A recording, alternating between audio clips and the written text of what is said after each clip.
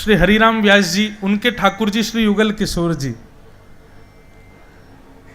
हरिराम व्यास जी ओरछा के राजा के कुलगुरु थे, कुलगुरु थे। बहुत ध्यान से सुनना सब लोग। तो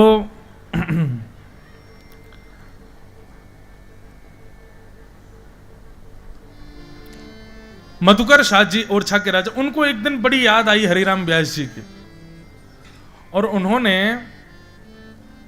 ब्राह्मणों को भेज दिया, बोले जाओ वृंदावन से व्यास जी को ले आओ। वृंदावन का अखंड वास हो गया था हरिराम व्यास जी का। ब्राह्मणों ने जाकर के कहा, बोले व्यास जी राजा आपको बहुत याद करते हैं, चलिए ना। हरिराम व्यास जी बोले भैया अब तुम वृंदावन वासी हो गए, अब नहीं जाएंगे यहां से। ब्राह्मण खाली हाथ वापस आए तो राजा ने और ब्राह्मण भेजे और उन ब्राह्मणों से कहा, यदि आप व्यास जी को ले आए तो मैं आपको इतना धन दूंगा कि आपका पूरा परिवार खूब आनंदित हो जाएगा, और बिना लिए आना नहीं, और बिना लिए आए तो देखना मैं दंड दूंगा। ब्राह्मणों ने जाकर के हरिराम व्यास जी से कहा, बोले कि राजा ने हमको भेजा और महाराज यदि आप चलेंगे तो हमको उपहार मिलेगा, और आपको लिए बिना गए तो राजा हमको दंड देगा। आपको अच्छा लगेगा हम ब्राह्मणों को दंड मिले? व्यास जी बड़े संकोच में पड़ गए, क्या करें। तो व्यास जी बोलते ठीक है चलेंगे, शाम को चलेंगे। शाम को बोलते सुबह चलेंगे, सुबह बोलते, मतलब नकारते ही रहते कि जाना नहीं है। ब्राह्मणों ने सोचा कि भैया इनको लिए बिना जाना नहीं है, राजा ने सख्त आदेश दिए हैं।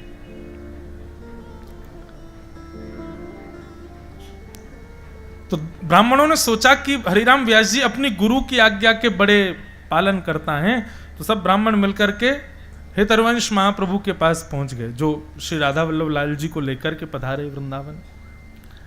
और महाप्रभु जी से जाकर के कहा कि आप व्यास जी को आज्ञा कर दो कि वो ओरछा चले जाएं। बोले महाराज राजा बहुत व्याकुल हैं उनके लिए। महाप्रभु जी बोले भैया वृंदावन क्यों छुड़वा रहे हो किसी साधक का, ऐसा मत करो। बोले महाराज यहां रहेंगे व्यास जी तो केवल अपना कल्याण करेंगे, लेकिन यदि ओरछा जाएंगे तो कितनों का कल्याण होगा, आप इनको कृपा करके आज्ञा कर दो। बोले ठीक है, आज शाम को दर्शन करने के लिए हरिराम व्यास जी आएंगे, हम उनसे कह देंगे तुम जाओ ओरछा चले जाओ, हमारी आज्ञा टालेंगे नहीं वो। हरिराम व्यास जी बेचारे ब्राह्मणों से दूर भागते हुए डोलते थे, जहां भी दिख जाते तो ओरछा के ब्राह्मण व्यास जी उल्टे लौट जाते हैं, फिर पीछे पड़ेंगे चलो ओरछा। व्यास जी आज वृंदावन परिक्रमा लगा रहे थे तो किसी साधक ने जाकर के बता दिया, बोले व्यास जी आज मंदिर मत आना। बोले क्यों? नहीं तो आपका वृंदावन छूटेगा। अब सब लोग इधर नहीं देखना, मुझे ही देखो। लाल जी आ रहे हैं, लेकिन लाल जी को सुख तब मिलेगा जब आप कथा सुनते हुए उनको स्वागत करो।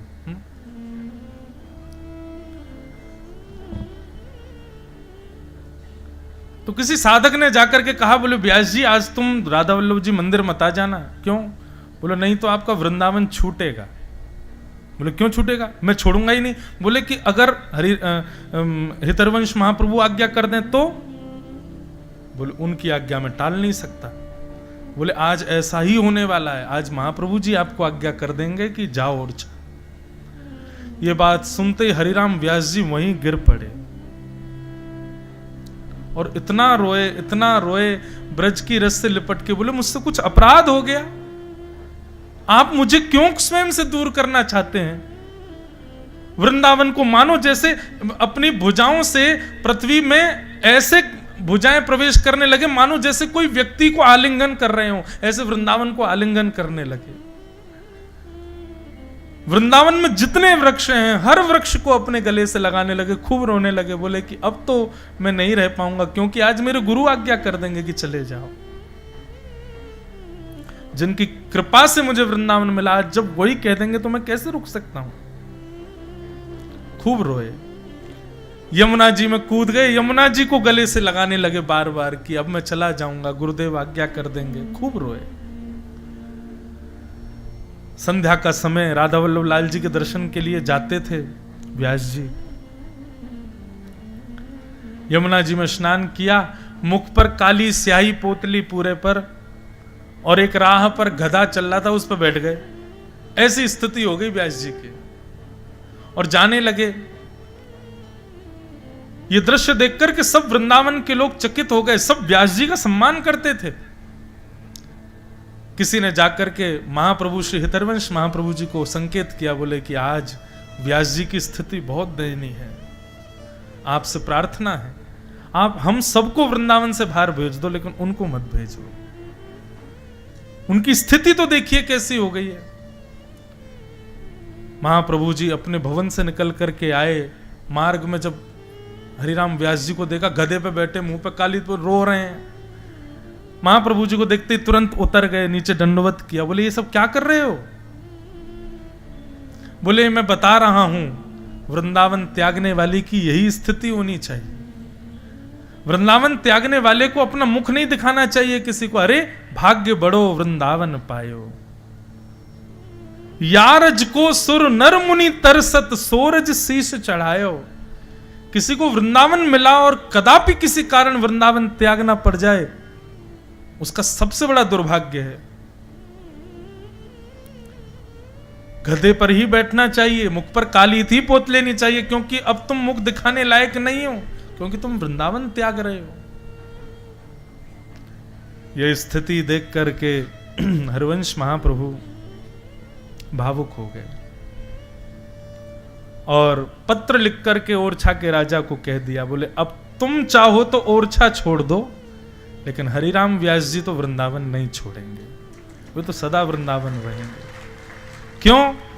क्योंकि वृंदावन वो छोड़ सकता है जिसके स्वयं के वश में हो कि मैं वृंदावन जाऊं और वृंदावन से आ जाऊं, लेकिन जिसको स्वयं वृंदावन नहीं पकड़ रखा है उसको कोई कैसे छोड़ सकता है? हमारे वश में है कि हम वृंदावन चले जाते हैं, और हमारे वश में है कि हम वृंदावन से आ जाते हैं। वृंदावन को फर्क नहीं पड़ता हमारे जाने से और हमारे वापस आने से, लेकिन वृंदावन से एक एक पग बाहर रखने में आपको व्याकुलता हो जाए, हृदय मानो चीरने लग जाए, नेत्रों से आंसू निकलने लग जाए, भाव व्याकुल होने लग जाए, समझना ये आपके वश में नहीं है कि आप वृंदावन से जाओ। एक हाथ श्री जी और दूसरे हाथ श्याम सुंदर ने पकड़ रखे हैं, इसीलिए ये दशा हो रही है। वृंदावन साधारण नहीं है बंधु, ऐसा कह दूं तो कोई अतिशयोक्ति नहीं। श्यामा श्याम का स्थूल रूप है पूरा वृंदावन, संपूर्ण वृंदावन। वृंदावन में जो वृक्ष है ना, ये किशोरी जी के ठाकुर जी के केश हैं, ये उनके रोए हैं। वृंदावन में बहने वाली नदी यमुना, ये किशोरी जी के ठाकुर जी की नस है। जैसे किसी के व्यक्ति के हाथ में नसें होती हैं, ऐसे संपूर्ण वृंदावन में बहने वाली यमुना जी ये ठाकुर जी की और किशोरी जी की नब्ज है। वृंदावन में बालूका जो है ये ठाकुर जी के ऐसे सुंदर सुंदर हाथों के ये गुदगुदापन होता है ना, वो है। वृंदावन में निवास करने वाले रसिक जन ये ठाकुर जी का हृदय है। वृंदावन में विराजमान जितने भी देवालय सप्तनिधि हैं ये भगवान के नेत्र हैं, ठाकुर जी के नेत्र हैं, भुजाएं हैं, चरण हैं। संपूर्ण वृंदावन श्यामा श्याम का स्थूल रूप है। लेकिन भैया वृंदावन तन से बसे ये जरूरी नहीं, वृंदावन आप में बसे ये जरूरी है। और वृंदावन यदि आप में बस गया तो आप खंडवा को भी वृंदावन बना दोगे। कल रात्रि में यहां से 3 घंटे दूर की स्थान चोली गांव गया था, मध्य प्रदेश में, वहां अपने महेश्वर के पास।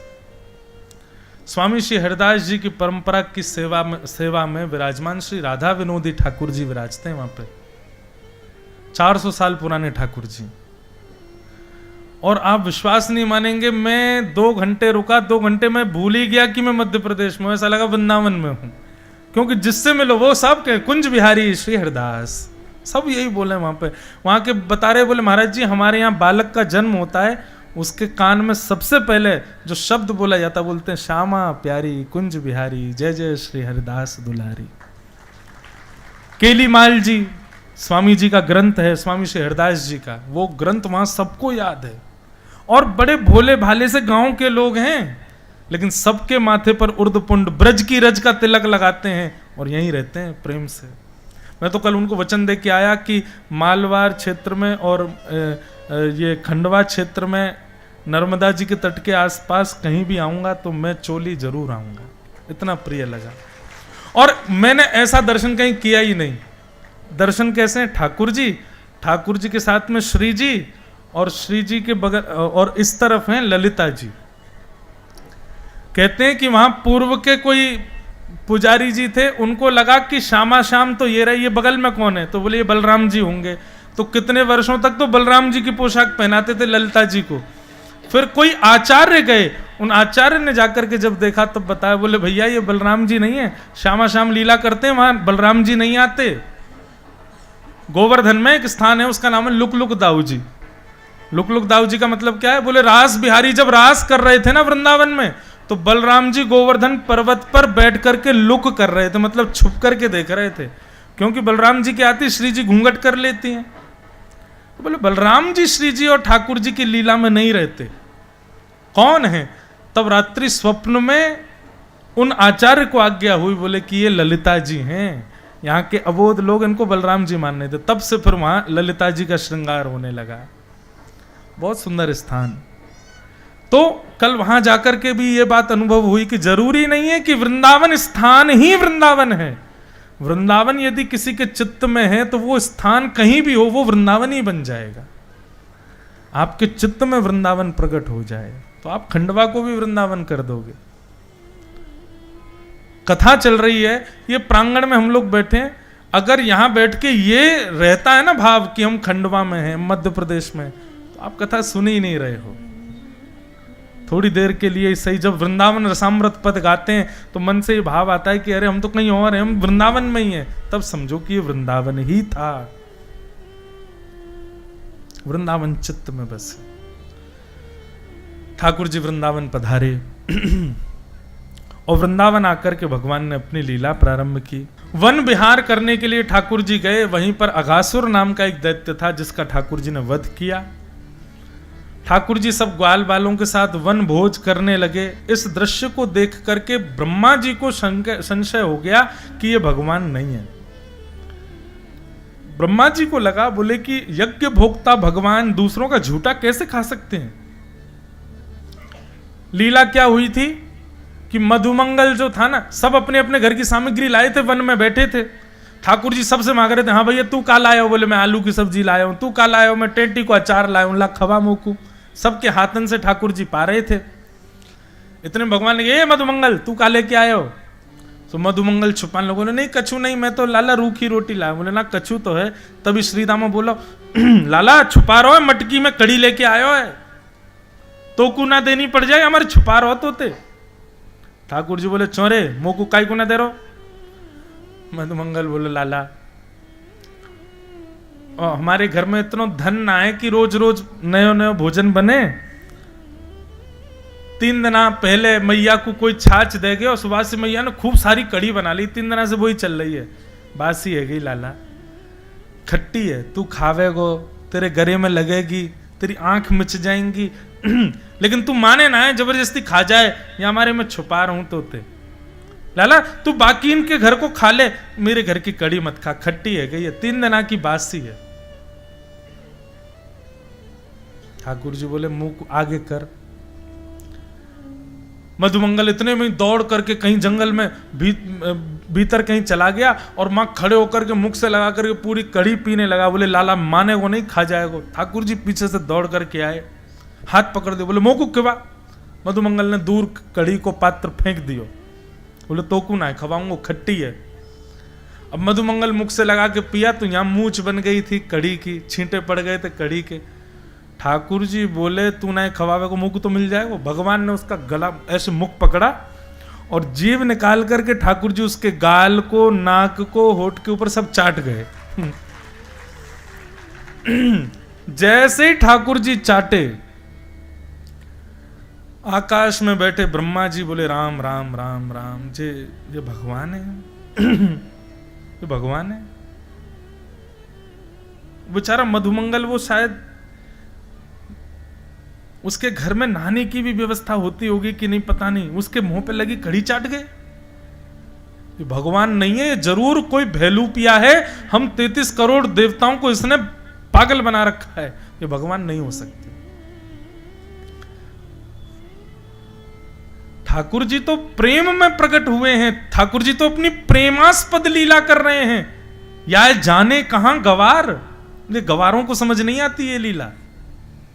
लोग ठाकुर जी के रास लीला पर, ठाकुर जी की मधुर बाल लीला पर प्रश्न उठाते हैं, ये कौन सी लीला करी ठाकुर जी ने, या फिर उस लीला को ओछी समझते हैं। हमारे वृंदावन के रस में तो कहते हैं या जाने कहां गवार, ये गवारों के समझ आने वाली बात नहीं है। और ब्रह्मा तो वो है जिसकी एक बुद्धि नहीं है, 4 बुद्धि है। जब वे चतुरानन भगवान की लीला को ओछी समझ सकते हैं तो हम तो मानव हैं। ब्रह्मा जी बोले राम राम राम, ये भगवान नहीं है। और ब्रह्मा जी गए और भगवान के अवकाश पाते जैसे भगवान यमुना जी पान करने गए, उनके ग्वाल बालों का हरण करके ब्रह्मा जी ले गए। अब देखता हूं ये बहलूपिया कृष्ण क्या करेगा। ठाकुर जी जैसे लौट के आए, सारे ग्वाल बाल हरण हो गए। भगवान बोले मेरे ग्वाल बाल कहां चले गए भैया, खूब ढूंढे नहीं मिले। ठाकुर जी रोने लगे, अरे मधुमंगल सीतामा तुम कहां चले गए। तभी ठाकुर जी ने अपने ऐश्वर्य को प्रकट किया, नेत्र बंद करके ढूंढा कहां हैं। तब दिखे ब्रह्मलोक में हाथ पांव बांध के ब्रह्मा ने बंधी बना रखे। भगवान बोले इस ब्रह्मा की इतनी हिम्मत। ठाकुर जी ने जैसे ही नेत्र खोले, जितने ग्वाल बाल थे सब ठाकुर जी में से प्रकट हो गए और उनके साथ ठाकुर जी लीला करने लगे। बोले इसको तो बाद में बताऊंगा मैं। 1 वर्ष तक ठाकुर जी अपने ही अंदर से प्रकट किए ग्वाल बालों के संग लीला करते रहे। 1 वर्ष बाद ब्रह्मा जी को लगा अब देखूं तो सही बहलूपिया कृष्ण क्या कर रहा है, रो रहा होगा जरूर। नीचे आकर के ब्रह्मा जी ने देखा तो जितने ग्वाल बाल ब्रह्मलोक में थे वो सब नीचे भी घूम रहे थे। ब्रह्मा जी बोले ये कैसे संभव हो सकता है, इनको तो मैंने बंदी बना रखा है। तो ब्रह्मा जी बोले मेरी जैसी डिट्टो कॉपी केवल और केवल नारायण कर सकते हैं और कोई नहीं। नहीं तो कोई और देवता में सामर्थ्य नहीं कि मैं जिसको बना दूं उसका दूसरा कोई बना दे। ब्रह्मा जी बोले भैया आप तो क्षमा मांगनी पड़ेगी, लेकिन ऐसे नहीं, ग्वाल बालों को लेके आता हूं, अर्पित करूंगा फिर क्षमा मांगूंगा। ग्वाल बालों को लेने के लिए ब्रह्मा जी नीचे से जैसे ब्रह्मलोक जाने लगे तो ब्रह्मा जी से पहले ठाकुर जी ब्रह्मलोक चले गए और ब्रह्मा जी का रूप धारण करके गए। और रूप धारण करके ब्रह्मा जी के द्वारपालों से कहा आजकल नकली ब्रह्मा बहुत घूम रहे हैं, मेरे जैसे दिखने वाला दूसरा आए तो मेरा आदेश है सीधे प्रहार करके मार पीट के भगा देना उसको, कोई दिक्कत नहीं। अब भगवान ब्रह्मा का रूप धारण करके ब्रह्मलोक में बैठ गए। असली ब्रह्मा आए तो वहां तो सीधे ऑर्डर थे कि सीधे मार दो।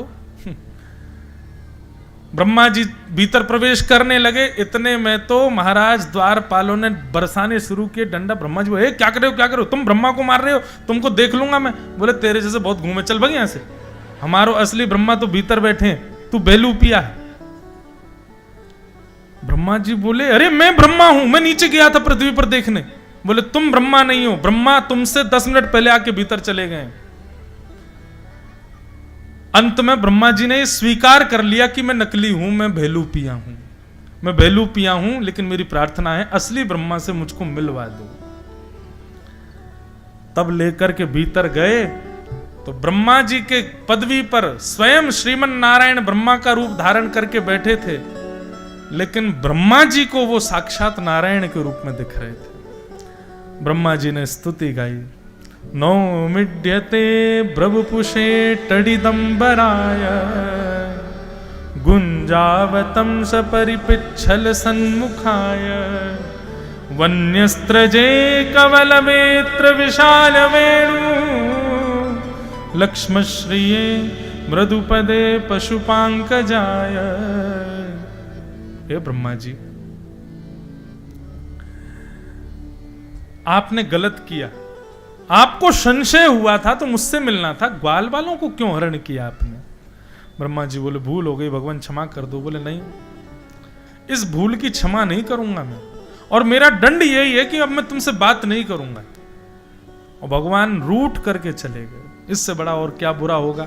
ब्रह्मा जी से भगवान ने बात नहीं करी। इसलिए भैया मैं बार बार निवेदन करता हूं, ठाकुर जी की सेवा में अपराध बन जाए चलेगा, पर ठाकुर जी जिनसे प्रेम करते हैं, ऐसे संत, ऐसे वैष्णव, ऐसे भक्तों का कभी अपराध मत करना। ठाकुर जी मुंह फेर लेंगे नहीं तो। और एक बात कहूं, कभी यदि ऐसा लगने लग जाए ना कि अब हमारी भक्ति पहले जैसी नहीं रही, थोड़ी कम हो गई, अब मन कम लगता है या प्रेम कम हो गया है, निश्चित ही आपने कहीं किसी वैष्णव का अपराध किया है।